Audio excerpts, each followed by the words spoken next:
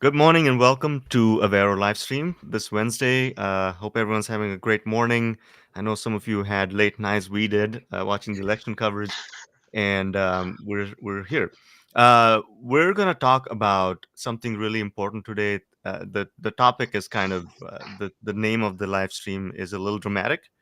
Death by a thousand paper cuts or cuts, because we want to talk about document management, what to do with all this paper that most government agencies operate with, and how do you sequence that if you're going through an ERP implementation or just an EDMS implementation?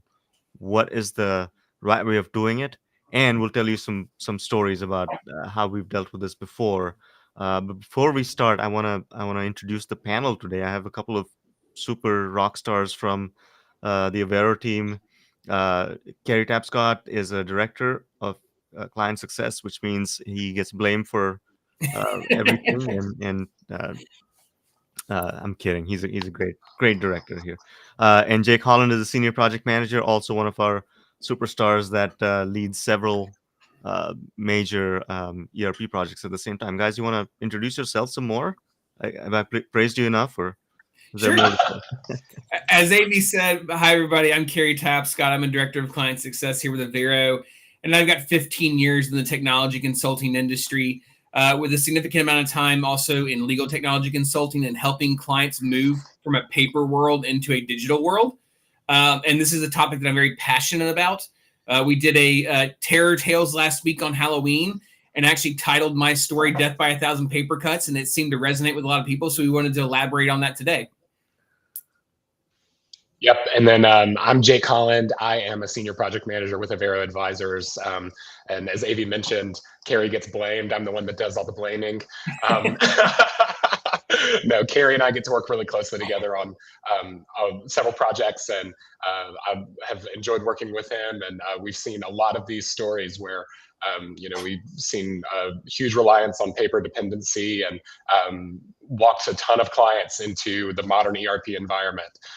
So I'm excited to talk through some of those stories with you guys today. Yeah, excellent.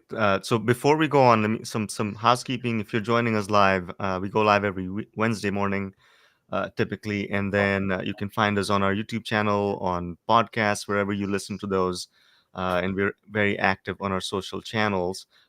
So tell us where you're joining from in the chat box. It's open. Send us your questions, and we will take as many as we can from our global audience. Um, and the other thing I want to point out is the 2025 report is out. It is available for you to download. It has a lot of great stuff on it about how to think about technology and modernization in your organization in 25, what the top systems are, what you should be looking at, and of course, we are open to feedback on all the things we've included in that report. So please go ahead and download that. I'll leave the QR code up throughout this session. Okay, guys. So death by a thousand cuts. Here's what I picture when I read that to myself. Right? It is um, a city or a county government office. Let's say it's an HR department, and they don't have an HRIS tool that is modern. And we've all walked into these rooms, right, where you go in and you're doing a business process review of the current state, and you ask questions like, okay, where do you keep your employee information? And very proudly, the HR director says, well, here, this is the stack of note cards we have everyone's information in, and this is the drawer it goes in. Now, that's not necessarily a paper cut, but that cuts deeply because there's so many things wrong with that. So let's start with Carrie.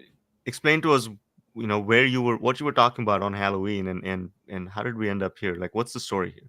Sure. So we're working with a city in the southeast right now. That was kind of the basis for my story, but it's a fairly large city, a couple 100,000 residents, over 2,000 city employees. So you would think that a city that size would have already embraced the world of technology and modified the way that they're onboarding people and managing all their benefits and payroll. But they've had so many other initiatives across the city that HR kind of got put on the back burner. And so they've been trudging along for the past 17 years and their current ERP system that does not have an HRIS module. So they've been relying on a paper process. And we sat down with them back in late August, early September to do our discovery sessions with them. And we said, hey, can you all walk us through the typical onboarding process? And they said, sure, we'd be glad to. And they said, started telling us that the applicants come in and they fill out an application. I said, okay. So they've got an online portal that they fill the application out. And then they said, oh, no. They fill out a paper application. Mm-hmm. I was like, okay, that's different, but it still happens in a lot of places. And then they kept sharing all these different scenarios in the process where people were continuing to fill out paper, paper parts of their job application process. And that included everything from their benefit selections were done on paper. And then the most shocking one was when they said, oh, yes, when people are applying and they want to have their bank accounts do auto, direct deposit, they bring in a check and they write void on the check like it's 1995.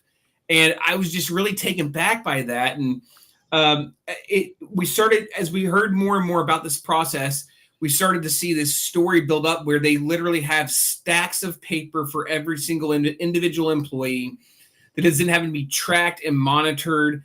And I think what was the most eye-opening part of that for me is that when people are making their benefits elections, they make the elections on paper. That is then sent to their benefits coordinator who types that information into a spreadsheet. That spreadsheet is then printed out. So it's going from paper to digital, back to paper, sent to their benefits company. That benefits company is manually entering that paper information into their digital system. So they have now created 4 different spots where that information can be incorrectly transposed and have a drop zero, a fat finger digit, a wrong social security number entered, and also all these gaps in security where this information that is private information can then be accidentally leaked. And I'm a big fan of trying to reduce the amount of risk that you are exposing yourself to in the public sector. So there were 4 instances alone just in the benefits election process where private information could be accidentally leaked or have data breached. So that's kind of the crux of why I titled my story what I did. I think also just the costs that go along with maintaining all this paper. This particular city has 4 offsite storage locations. So they're paying to store all this information for sometimes up to 30 years as required by their risk and compliance department and state statutes. All of that information can be converted to digital and stored in a SOC 2 type 2 location in the cloud where it is as safe as anything in this, as it's safe as it can be. So it's going to be a long journey for them, but we are helping them along the way and excited to see the looks on their faces when we've reduced their workload and risk profile significantly in over the next 18 months. Yeah, thanks, Kerry. We'll get back to that story because there's so much to unpack in there. But Jake, anything that jumps immediately to the top of your head? Well, I think that I typically deal more with the personal side of this issue. So Kerry's big on the vision of how can we get them into the modern environment. But I always like to point out that when you have these super manual, super paper processes, the processes have still been occurring, oftentimes for 10s, 20s, 30s of years. And so when you have these seasoned public servants who are used to this paper, they like to hold their paper. Yes. When we come in and start talking about what does it look like for this process that has been hard copy after hard copy for so many years to move into a digital environment, people start to get scared. They're like, well, where do I find this information? How do I know it's secure?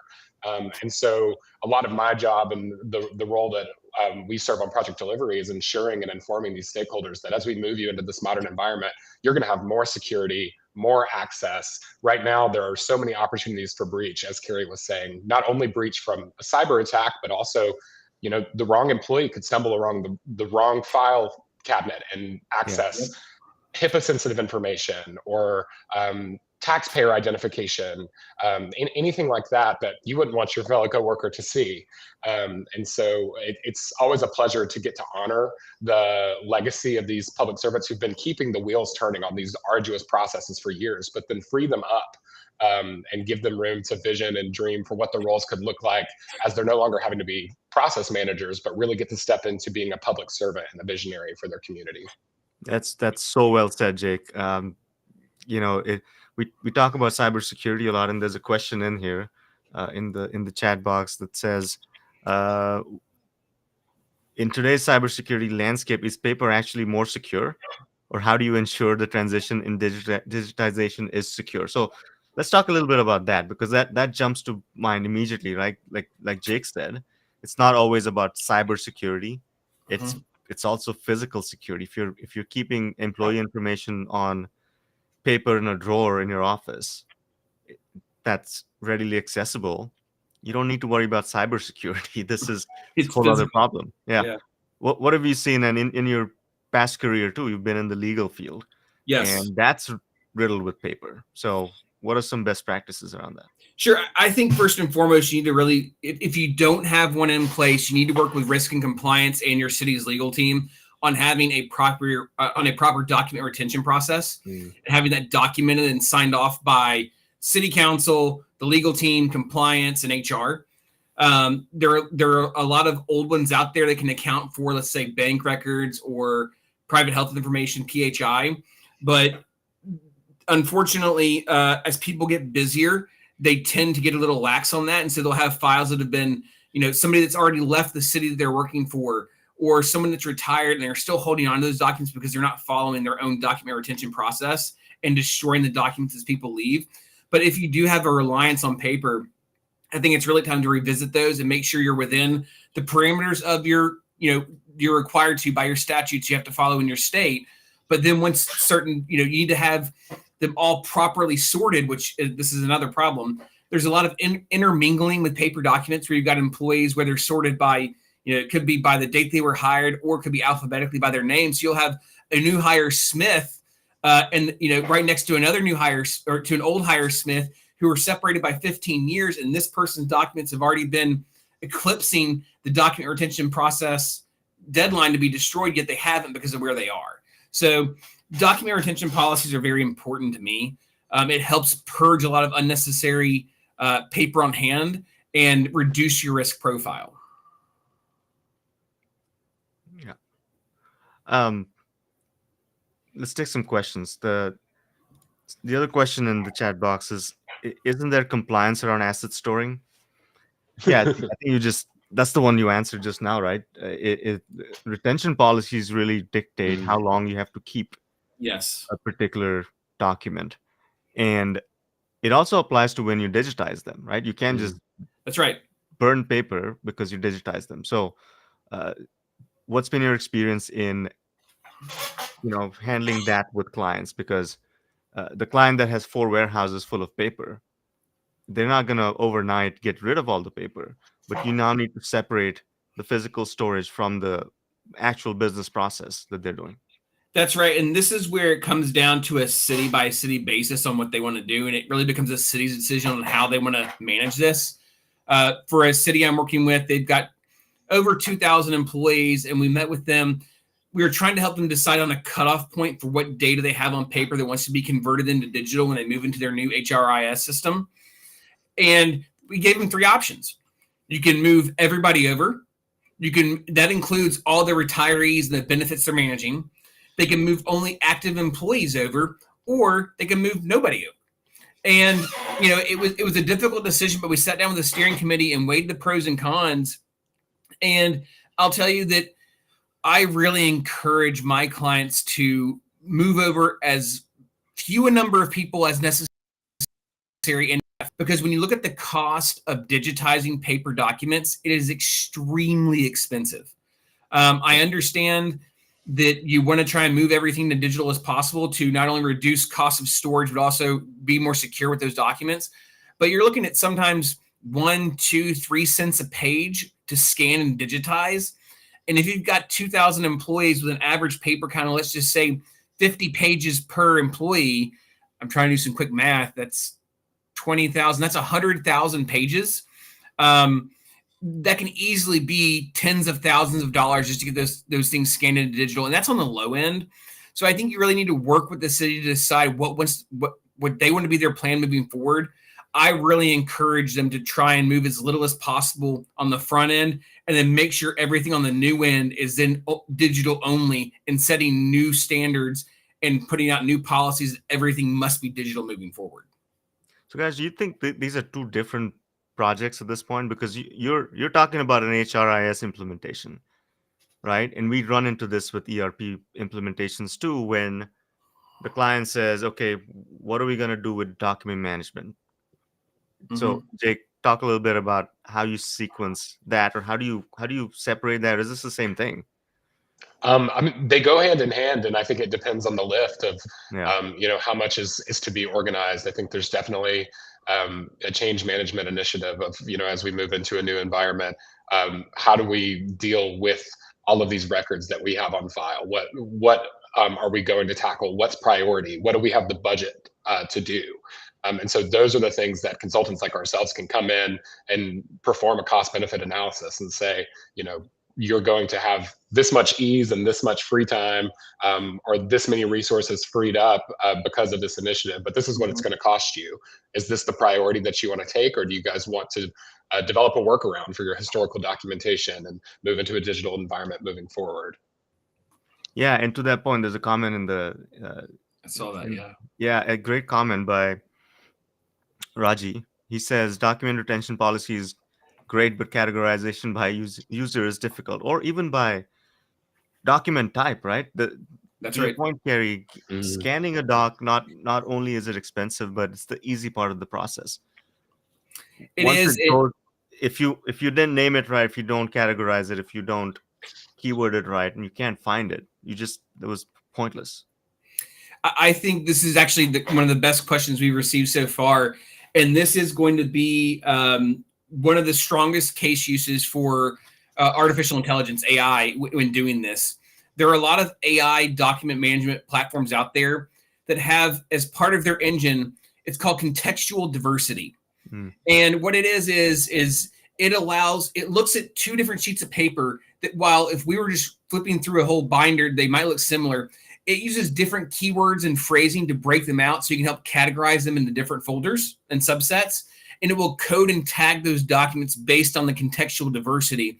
And if one of them stands out, it'll float that one to the top of the pile and say, "Hey, AV, you need to take a look at this and tell us whether this one is an HR document or a finance document, whether it has PHI or whether it's just a string of numbers that make no sense."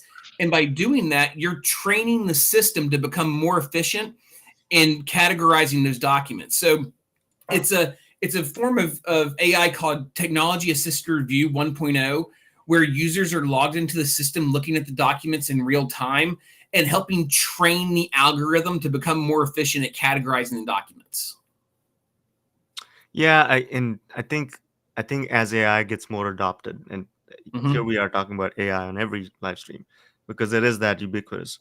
I think the problem of categorization is going to become easier to handle because you're not doing it manually, right?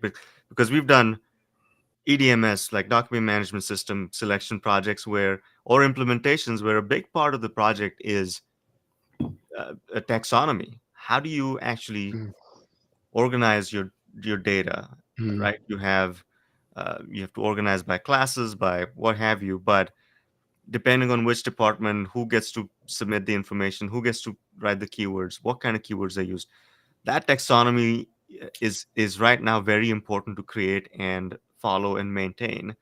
And I wonder if the technology you just talked about, AI, will help make that a little more easier, and so make these projects quicker to accomplish. I think so. I still think there's a hesitancy in the public sector to fully embrace AI. I don't know whether it's because the market isn't as well versed in all things in its capabilities, or there's still some fears about security. I can tell you that in my previous career with legal technology, working with the federal government, the Department of Defense, Homeland Security, they have all fully embraced it. So I think at the federal level, if they're on board, that's a good sign that states and cities should embrace it as well and not have as many fears or concerns as they do. Yeah. So let's talk about paper cuts and documents in context of an ERP implementation, right? Mm. We've dealt with HR, and of course, HR tends to be very paper heavy.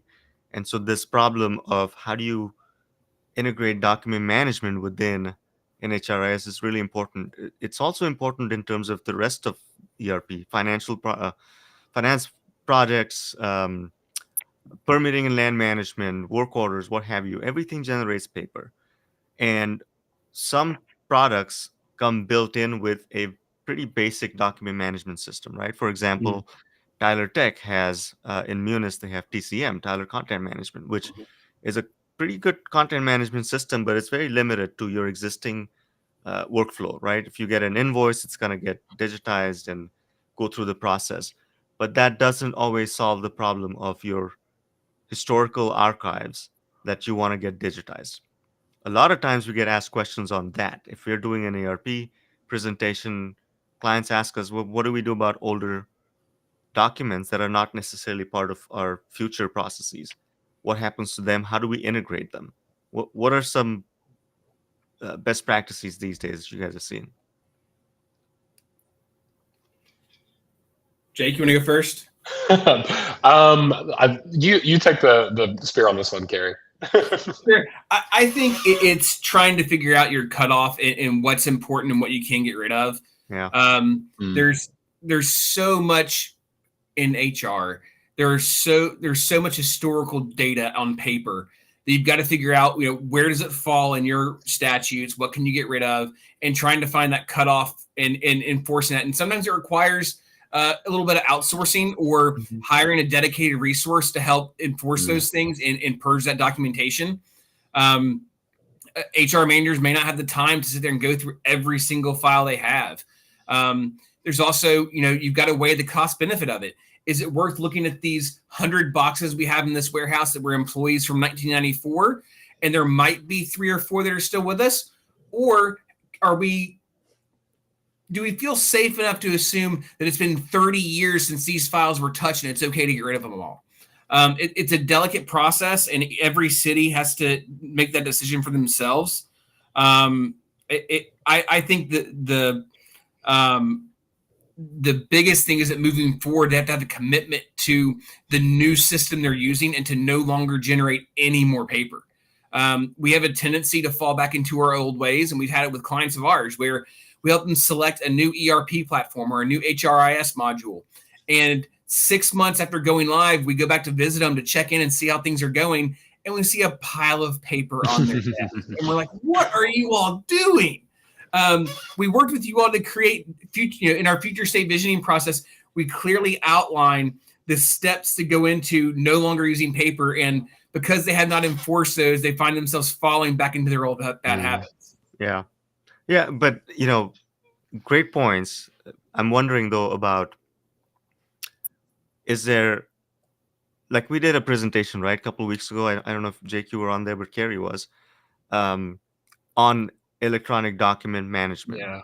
And the scope was nothing but that, right? Mm. So you have your ERP system or HRIS systems doing their own thing on one side. The client's request was we need to digitize historical documents. And two, whatever we have digitized, it's not always paper, right? Sometimes you have scans that are not necessarily in a system that is designed to manage electronic documents. My question is, and I'm wondering, how do you sequence this? Do you implement an ERP product first and then tackle historical documents?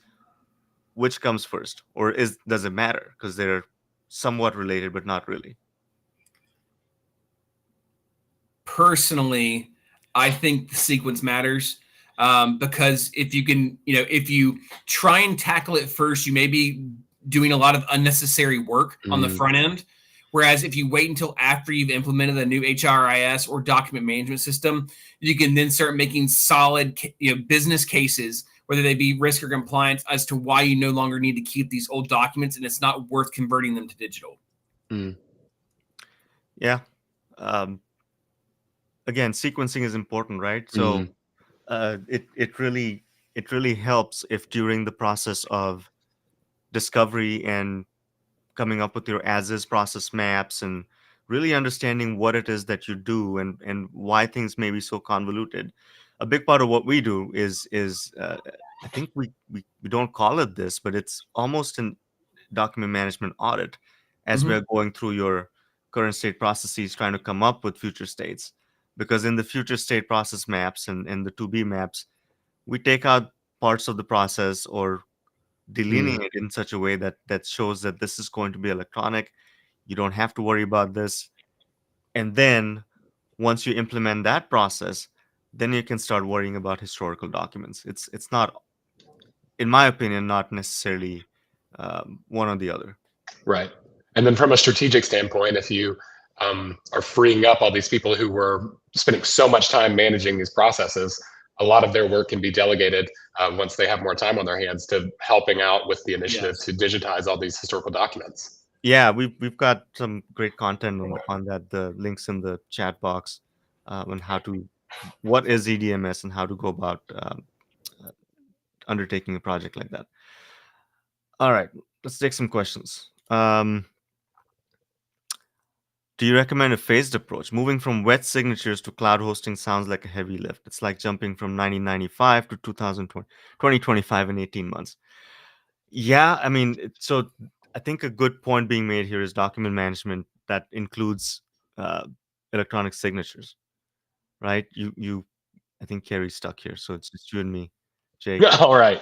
Um, Good point being made. Yeah, do you recommend a phased approach? I think we do, because like we've discussed so far, a lot of it depends on um, your processes. A lot of it depends on your retention schedules. A lot of it depends on your even county level retention schedules, right? You don't always follow the state's retention schedule. So Mm, all of that said, that's the first phase of taking on death by a thousand paper cuts, and you need to sequence it with um, the rest of the rollout for your ERP or HRIS system. And yeah, in that sense, it is a phased approach. Welcome back, Kerry. Sorry, internet issues. Yeah, we were talking about sequencing and doing this in a phased manner. So I've got a I've got a historical question for you, Kerry. In your previous life, right? You were in software uh, management for in the legal profession, Yes, and they're riddled with paper. they Is are. there, and it's tell me how that works, because they don't have to follow state's retention policies. They don't have to follow any of that. E- Each legal firm has their own, I guess, retention policies, or it depends on what case they're going after. They do. How is it different?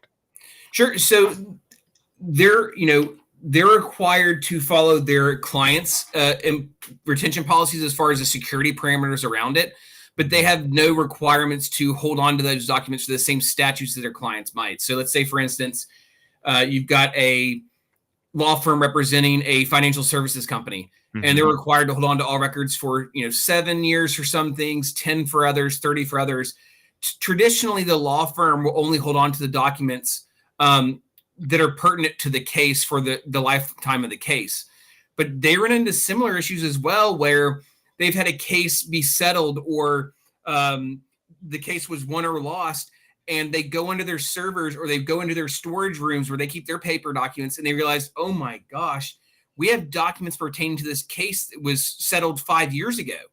And they themselves will tell you that they expose themselves to the same amount of risk as their clients do, because they're holding on to files that are no longer relevant to the cases they're working on. mm, It's a big problem in law firms, and um, un- unfortunately for the public, they get to skate by on the fact that a lot of people consider them everything's privileged with your law firm. But Mhm. if your law firm has a data breach, it doesn't matter, because that data is now on the dark web or being sold to anybody who can do whatever they want with it. Yeah. Just because they're attorneys, that doesn't mean that they're doing as good a job as you are at maintaining their documents. So um, it's one of those things that it's a big loophole in the legal industry that people are trying to close, that they think just because their documents are with their law firm, that those documents are confidential and privileged. But if they have a breach, that information is now out in the public. So law firms are playing catch up. They've done a good job on adapting to a digital world and converting documents to digital because they work on the billable hour model. So they're able to review documents in a digital format more quickly. But they've done a really good job also educating their clients on the efficiencies of AI and how they can work through document sets faster and save them money by using AI. Mm. Well, all of that sounds like it all comes down to um, a good strategy, good requirements, good business process redesign. Um, bringing it all back to what we do, and we can help you if you are inundated with paper. And when we do presentations, we have this slide that says, it's not death by a thousand cuts, but it's like workarounds to workarounds, and there's paper flying everywhere. We can help with redesigning that process, helping you plug in pieces of technology that help you understand uh, a better way or implement a better way of doing document management. Question from the crowd. Kyler says, what about historical data compliance requirements? Say you're migrating from SAP ECC to S4 HANA. You can't just turn off ECC. How do you plan and budget for data storage for your legacy system? Who wants to take that one? Jerry, I'll pass to you again. I think this is Jake, something. you should say it depends. It depends, yeah. I think this is something that I've tiptoed around that I hate to admit, but regardless of what system you move to in HRIS, you're going to have some legacy cost and procedures associated with paper that you can't get rid of. You cannot turn off your old system, your legacy environment, and call it a day. There will be some data that can't be moved that you've got to figure out later in the process. I would say when you're budgeting for these things, to pad your numbers by 10%, maybe. That might be a little low. AV, you can maybe help me with the numbers, but I do think you need to think about some additional cost required to keep your legacy environment up and running until you have cleared all the hurdles necessary and check all the boxes that your new system is running properly and you've got everything carried over that needs to be carried over. Yeah, and we did. There's a video or live stream we did with an expert on this, especially on SAP, that talked about the various models available, right? For clients that are going from ECC to S4 HANA, SAP says there's a deadline. We're not gonna directly support ECC going forward. After that deadline, clients have options. So to me, there's two things. One is legacy data. Are you migrating from ECC to S4 HANA or third-party software? Are you bringing everything over? That opens up a whole other can of worms because you don't want to deal with 30 years of transactional data in a conversion process. There's archival methods to keep legacy data alive and access read-only format when you need it. Right? A lot of times we go into ERP implementations in the planning phase. We're asked how many years of data should we move into the new system, and our answer is as little as possible. It's baggage, right? A lot of times you don't need it. You're taking it forward into a new system just in case you might need it. It's like moving houses. We all do this, right? There's that one bag that's never been opened and it's moved with you from house to house. That's what legacy data really is. So how do you plan for it? You need to, again, have a good strategy on why you need legacy data. And there are several methods available that allow you to keep it without bringing it forward into your new system.